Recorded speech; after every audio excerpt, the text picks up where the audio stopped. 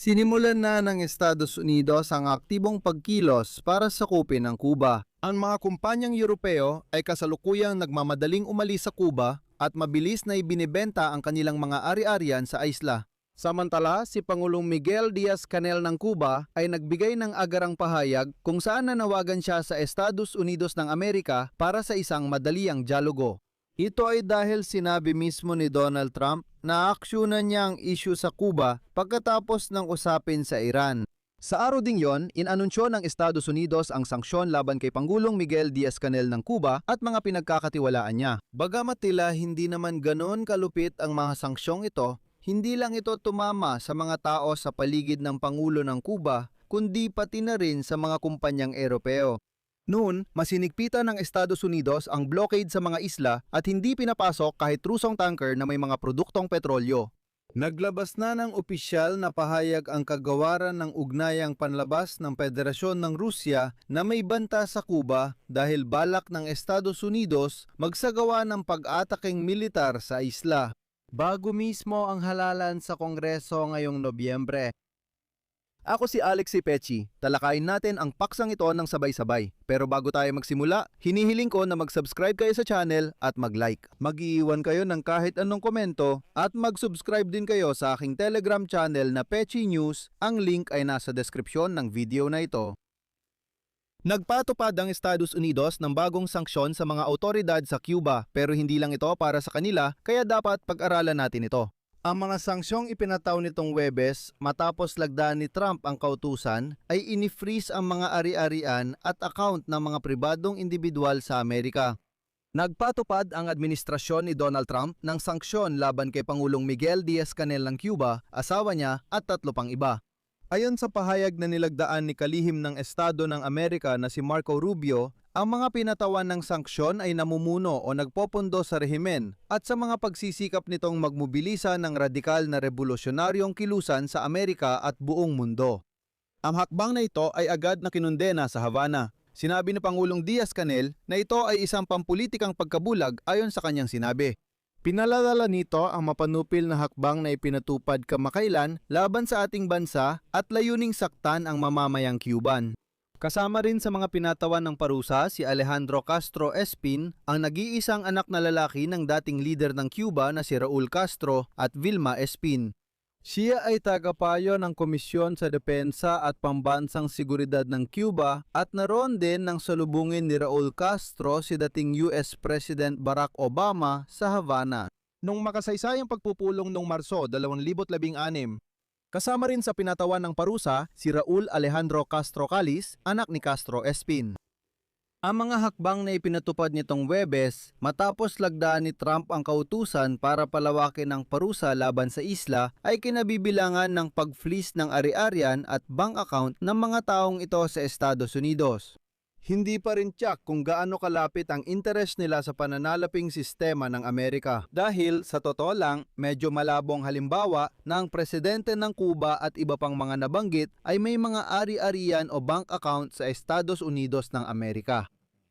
Kasabay ng banta ni Pangulong Trump ng paggamit ng puwersang militar laban sa Cuba, ipinataw ang mga bagong parusa. Pagkatapos pabagsakin si Nicolas Maduro sa Venezuela noong Enero at magpatupad ng blokada sa enerhiya, pinutol niya ang supply ng langis sa Cuba.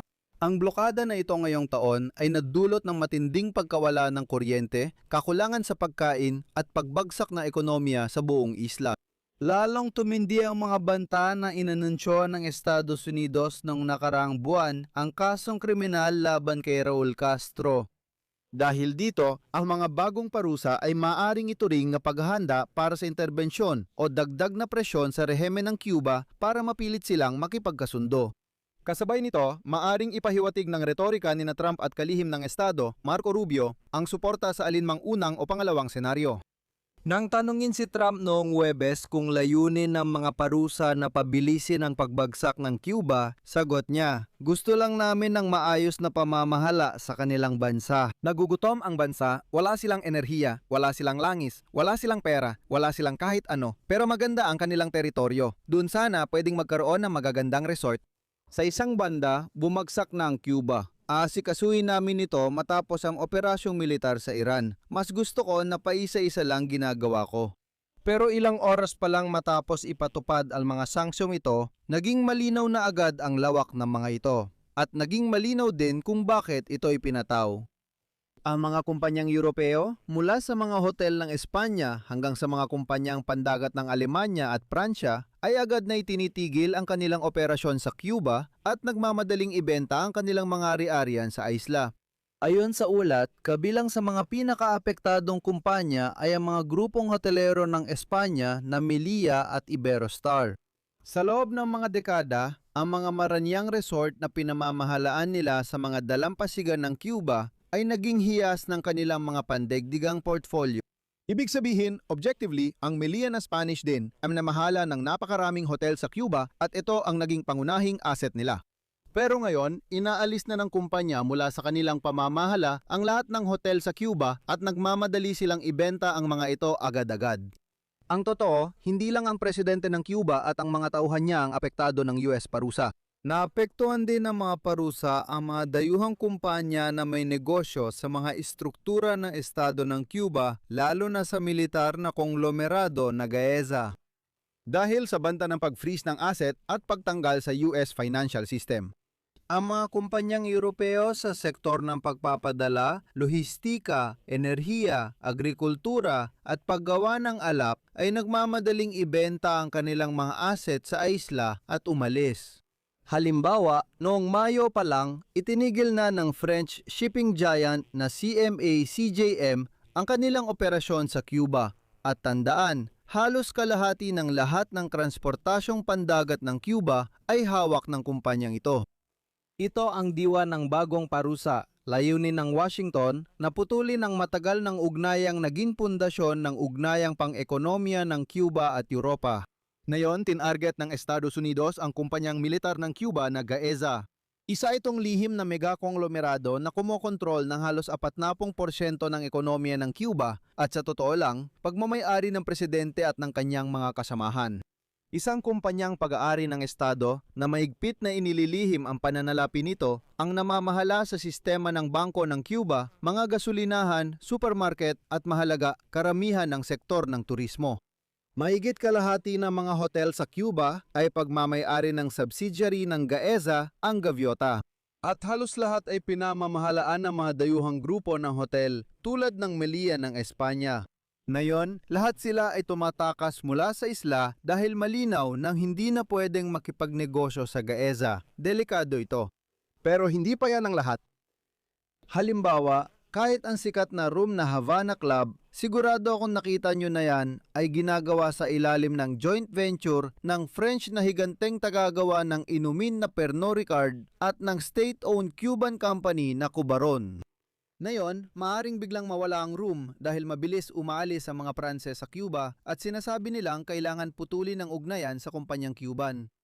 Pagkatapos ng lahat, biglang nanawagan ang mga otoridad ng Cuba ng dialogo, gaya ng nakasanayan nila. Ang presidente ng bansa na si Miguel Diaz-Canel ay naghayag at ito ang kanyang sinabi. Naniniwala kami na mahalaga ang dialogo at bukas kami sa maraming paksang pag-uusapan. Halimbawa, mga pamumuhunan ng mga Amerikano sa Cuba at ang pagpapatakbo ng negosyo ng mga kumpanyano sa Cuba. Ayaw ng Cuba talakayin ang posibleng pagpapalit ng pamahalaan sa isla at mas pinipili nilang tutukan ng mga usaping pang-ekonomiya. Halimbawa, talakayin ang posibilidad ng pagluluwag ng blokadang pandagat sa isla mula sa panig ng Estados Unidos. At syempre, paano nga ba mawawala ang mga Ruso sa kwentong ito na laging nakikialam saan man?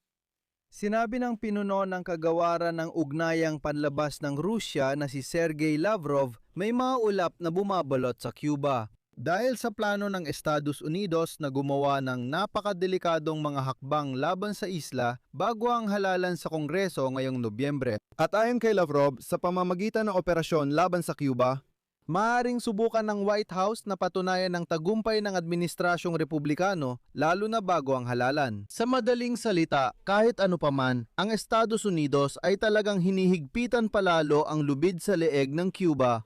Umasa sila na kahit walang operasyon militar, babagsak ang Cuba o papasok sa dialogong katanggap-tanggap sa Washington.